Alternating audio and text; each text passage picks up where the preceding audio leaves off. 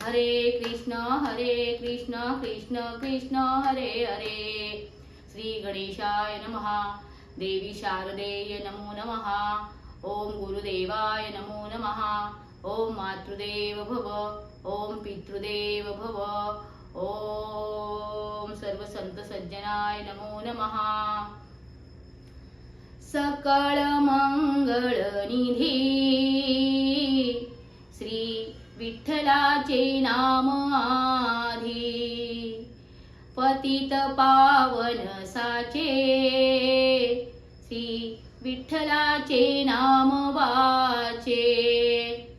माझ्या आराध्य पांडुरंगाला नमस्कार करून आज मी माझ्या प्रवचन रूपेची सुरुवात करत आहे। आज माझ्या प्रवचन रूपी सेवेचा विषय आहे जीवनातील कटू सत्य म्हणजे मृत्यू।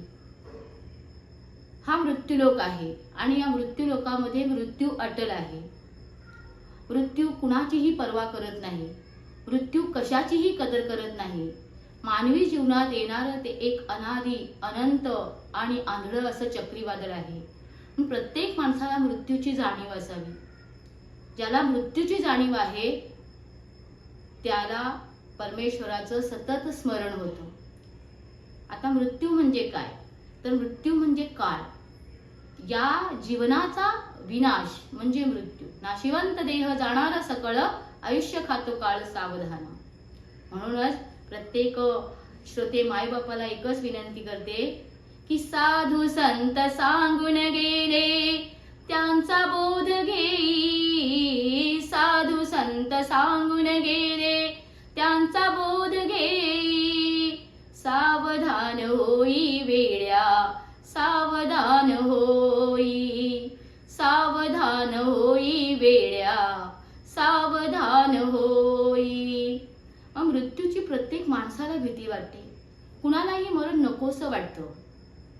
पण लक्षात ठेवा की मृत्यू देवता यमराज हे यमराज आहेत, म्हणून ही पृथ्वी, या पृथ्वीवरील सर्व सजीव यांचं जीवन सुरळीत आहे।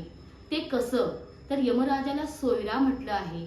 सोयरा म्हणजे जो सोय लावतो तो सोयरा। या पृथ्वी तलावर या सृष्टीची अत्यंत सुंदर व्यवस्था यमराजाने केलेली आहे। जर यमराजाने ही सृष्टीची व्यवस्था केली नसती, इथे माणसाला विधी नियमाप्रमाणे मृत्यू दिलाच नसता, तर कल्पना करा या पृथ्वीचं काय झालं असतं। 10 बाय 10च्या घरामध्ये तुमचे आजे पणजे खापरपंजे त्यांचे ही सर्व माणसं एका घरामध्ये कशी राहिली असती। या पृथ्वीवर कितीतरी लोकसंख्या झाली असती, कदाचित जागा पण कमी पडली असती। म्हणून यमराजाचं स्वागत जसं जन्माचं आपण स्वागत आनंदाने करतो, तसं मृत्यूचंही आपण स्वागत केलं पाहिजे। कारण जीवनातील हिंदू संस्कृतीप्रमाणे 16 संस्कारांपैकी मृत्यू म्हणजे अंत्यसंस्कार एक संस्कार आहे आणि या संस्काराचं पालन करणं हे प्रत्येक जीवाचं कर्तव्य आहे। कारण माणूस हा मृत्यूला घाबरतो। म्हातारी माणसं कधी कधी जीवनाला कंटाळतात आणि म्हणतात की माझ्या नावाची चिठ्ठी कुठे लपलेली आहे। प्रत्यक्ष मात्र प्रत्येकालाच मृत्यूची भीती वाटते। कुणाला ठाऊक सजा किती ते कोठून आलो ते नच स्मरते। कुणाला ठाऊक सजा किती ते कोठून आलो ते नच स्मरते। सुटके लागी मन घाबरते। सुटके लागी मन घाबरते। जो आला तो रमला जग हे बंदी शाळा। म्हणजे प्रत्येकाला मृत्यू नकोच आहे आणि या मृत्यूचं त्याला इतकं भय असतं की त्याला असं वाटतं की मी कधी मरूच नाही। पण मृत्यू लोकामध्ये आल्यानंतर मृत्यू अटल आहे ही गोष्ट प्रत्येकानं लक्षात घ्यावी। जन्माला मृत्यू हे अटल आहे। जो जन्माला आला त्याचे 1200 होते, मग त्याचे 1300 होणारच। जो खाटेवर आला तो ताटीवर जाणारच। हे सत्य आहे, हे प्रत्येक माणसानं स्वीकारलं पाहिजे। मृत्यूचाही माणसानं आनंदाने स्वागत केलं पाहिजे। पण जन्म आणि मृत्यू नियती ठरवते।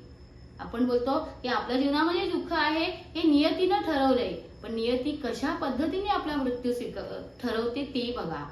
जर आपले विचार शुभ असतील जर आपण दुसऱ्यांबद्दल चांगलं शुभ चिंतन करतोय आणि आपल्या जीवनातील कर्म ही कर्म सुद्धा चांगली शुभ आहेत, तर नियती आपला मृत्यू अतिशय सुंदर पद्धतीने ठरवते.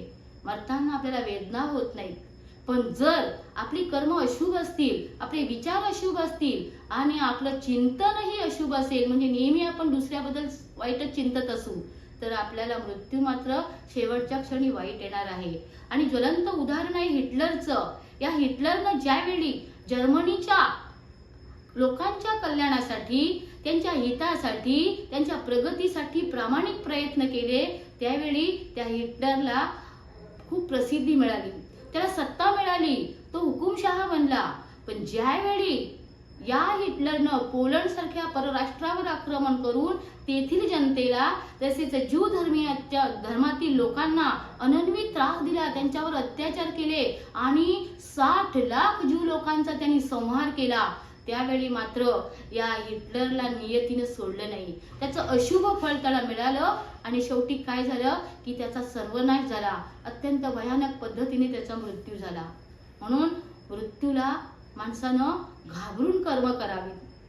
हे मृत्यू माणसानं नेहमी लक्षात ठेवावा. जीवनामध्ये चांगली कर्म करावीत आणि मृत्यूचं आनंदाने स्वागत करावं. शेवटी तुकाराम महाराज, संत ज्ञानेश्वर महाराज, सर्व संतांनी मृत्यूच्या संदर्भात सांगितलं आहे की शेवटचा दिवस जर गोड व्हावा असेल तर जीवनामध्ये सत्कृत्य करावी. सत्कृत्यानं चांगलं मरण येतं आणि चांगलं मरणाचा आपण आनंदाने असं स्वागत केलं पाहिजे. माणसानं मृत्यूला घाबरू नये. मृत्यू आहे म्हणून हे मृत्यू लोकामध्ये ही सृष्टी व्यवस्थित चालत आहे. यमराजाला घाबरता कामा नये. यमराजाचं स्वागत करावं. आता या मृत्यू संदर्भात तुम्हाला मी कल्पना दिलेली आहे. माणसाने जसं जन्माचं आनंदाने स्वागत करतो तसा माणूस मृत्यूचंही माणसानं आनंदाने स्वागत केलं पाहिजे. कारण जीवनामध्ये माणसानं जे काही केलेलं असेल ते मृत्यूच्या शेवटच्या क्षणामध्ये ते फळस्वरूप आपल्याला प्राप्त होतं. म्हणून जीवनभर याच्यासाठी केला होता अट्टहास, शेवटचा दिवस गोड व्हावा. आपला शेवटचा दिवस, आपला मृत्यू अगदी गोड व्हावा असं वाटत असेल, वेदनाहीन व्हावा असं वाटत असेल, आपल्याला कुठल्याही प्रकारचा त्रास न होता आपल्याला मृत्यू व्हावा असं वाटत असेल, तर आपण त्या मृत्यूची सतत जाणीव करावी. जीवनभर चांगली कर्म करावीत, सत्कृत्य करावीत. इथेच बघा आता हे जे माझे बोल आहेत, हे बोल माझे नसून संत वचन आहेत. आणि या संत वचनाप्रमाणे मी तुम्हाला जीवनातील काही अशा गूढ गोष्टी नेहमी सांगण्याचा प्रयत्न करेन. आज प्रवचन रूपी सेवेतून मृत्यू ह्या कटू सत्याची मी तुम्हाला जाणीव दिली. आणि लक्षात घ्या की हे प्रवचन आहे. हे प्रवचन म्हणजे करमणुकीची जागा नाहीये, तर तो फैसला आहे.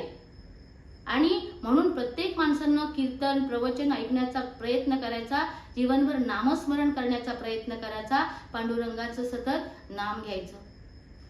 श्रोते माय बापू, ही जी वाणी आहे, ही वाणी माझ्या पांडुरंगाच्या आशीर्वादाने मला प्राप्त झालेली आहे. ती तुमच्यासाठी मी अगदी सादर करण्याचा प्रयत्न करते.